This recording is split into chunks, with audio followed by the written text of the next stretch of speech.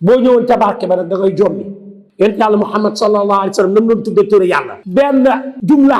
moo gën mbooleem jumla bu keneen indi ku mënti doon ndax booba tuyaaba da caa amul ak lu la gaañi mën a waxal même bu doon ñuy wax naan la benn salaatu ala nabi am na bu ñu indi ñoom te boo ko waxee gën na nga jàng kaamilu alquran bi juróom benn junni yoon loolu wax la joo xam ne ñamewul laajul lu dul ñame njatt ak i rëkk ku ñame njatt ak i rëkk bu la neexee mën a sos ku ko bëggoon wax mën na koo wax amul benn base bu dëgër lu yomb la waaye yonent bi sallallahu alayhi wa sallam lépp lu mu indi noonu la barkeel yéen yéen a ngi fàttaliku qissatu ummina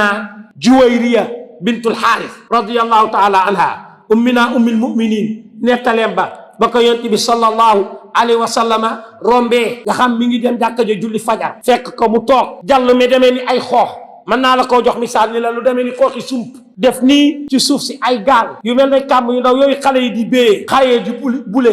bu tuddee tur yàlla jël benn doom teg fee jàppoo ko noonu ba yor bi yëkkati ko fekk yonent bi sallallahu alayhi wa sallam ma nga ca jàkka ja di tur yàlla wala muy jàngale xam-xam ba heure ñibbi seeb jot mu rombaat ko ci weeral laa ndéegam bi ni ko da nga toogee woon ca suba ca fajar ba léegi maa ngi la bàyyi yaa ngi ko toogee moo de day mbooleem li nga fi wax am na ñeenti baat yu ma répété ñetti yoon la ca nekk ca tuyaaba mu ëpp mbooleem loo fi wax tuyaaba subhanallahi wa bihamdi adada xalqi wa rida nafsi wa zinata arshi wa midada kalimati ñeenti baat yu ma répété ñetti yoon foofu al imam xaafid ibnu alxajar al asqalaani rahimahullahu taala dafa ni bu kenn foog ni ñetti baat yooyu rek nga xam moo jóge fa yonent bi sallallahu alayhi wa sallam moo gën beneen xeetu wirdu bu nit mën a def waaye loolu misaal la woon mu wax ko al ibratu bi umumi lafz laa bi xusuusi sabab mbooleem zikrullahi bu yonent bi sallallahu alayhi wa sallam doon def moo gën fuuf leneen lu keneen mën a indi kon lan la ko nit di jënde loo xam ni ma sàmba rek ko indi wala ma dem